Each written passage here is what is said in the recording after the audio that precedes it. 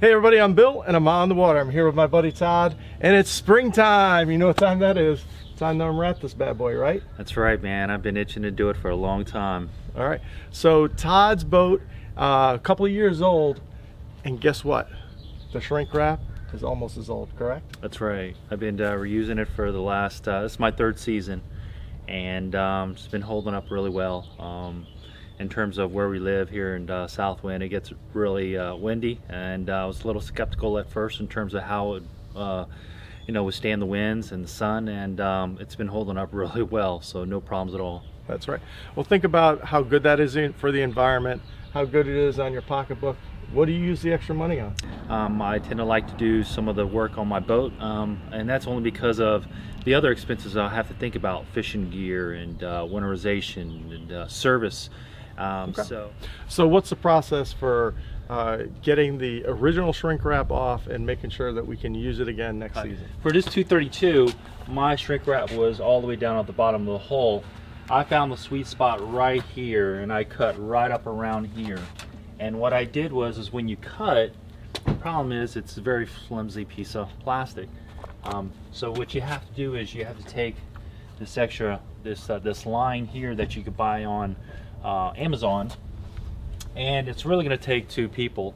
And what you do is you get a long piece of line, and you basically run it around the boat, all the way around the boat, one piece of line, and then you fold that piece over that line, and you take the shrink wrap tape, which is really Gorilla Tape. That stuff is super strong, and you fold it over, and what that does is it's kind of like your gym shorts, right? You got that string in your gym shorts where you can tighten it and loosen it up. It's the same principle as this. I have the string that is actually run underneath on the bottom of this shrink wrap as like a band, and you'll see on the back of the boat where I actually pull it together. What about the tower? And sometimes there's some extra fittings up there to keep it taut. There's supporting lines, and that's your structure, that's your frame. That way, whenever you get heavy snow or anything that's weighing on the boat, or heavy winds that's pushing up against it, that frame, that string frame, is actually preventing it from caving in. So before you remove the shrink wrap, get inside, take a bunch of pictures in terms of where the string is actually connected that builds that frame. And we're definitely in a high wind area. We live on an island, and this is a peninsula at the end of the island, totally exposed to high winds all the time. So good test pattern here. Yeah. Right? Yeah. Now, we don't get the most snow in the world, but last year we had plenty of snow. That's right. Took it just fine, didn't it? Just fine. This is the same shrink wrap that's been used. You can see inside of the boat where I have a bunch of moisture packets that hang, just as if you were to take your boat to a dealer to get it shrink wrapped, they put a bunch of moisture packets in there as well.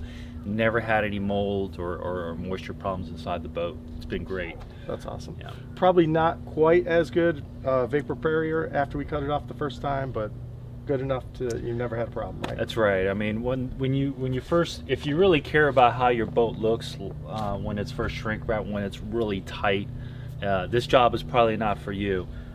In terms of this right here doing its job, it's going to be a little loose, but it's still going to be tight. Not as tight as the initial shrink wrap, but it does a great job. Another tip when you get your shrink wrap done is make sure you order one with a door.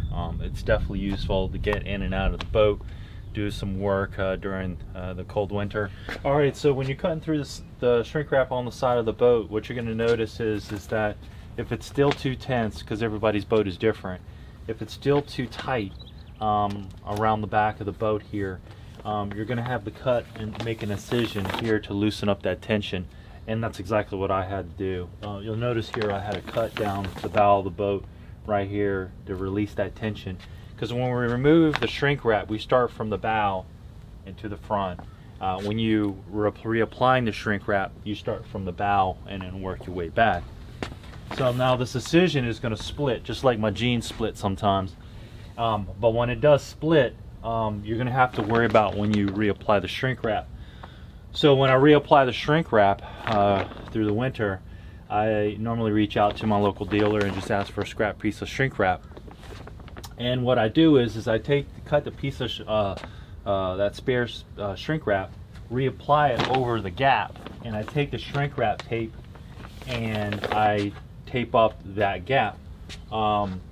Now it's going to be a little loose, so what I normally do here is I take a heat gun and I apply the heat toward the new piece of the shrink wrap, and then makes it tight, and it pulls it tight together. Now again, it's not going to be as tight as the initial shrink wrap, but it does pull it in tighter once you start heating up that new piece. I like to take some of that money and use it as a credit, and even go back to the dealer and New ask for an rods. upgrade, new rods. Exactly. I mean, it all adds up in boating. You know what they say, break out another 1,000. That's so. it. Well, that sounds good. So, Todd, I really want to thanks for all your help today. I'm sure this is a great savings for everybody. If it's for you, you know, try it one time. What do you have to lose? An hour of your time, right? That's right. You're gonna throw, if you're gonna have it shrink wrapped the following year, and you're worried about messing it up, you're gonna end up throwing it away for recycle. So it's worth a shot to see how it works for you. Make sure you recycle. Well, I'm going to put the link on Amazon for the tape and the cord below. So if you do-it-yourselfers out there want to give it a try, just click right down there and you can get right to it. So Todd, thank you so much. Hey, no problem. For Todd, I'm Bill, and we're on the water. Hey, if you like what you see, please like and subscribe to my channel. I'm Bill, and I'm out.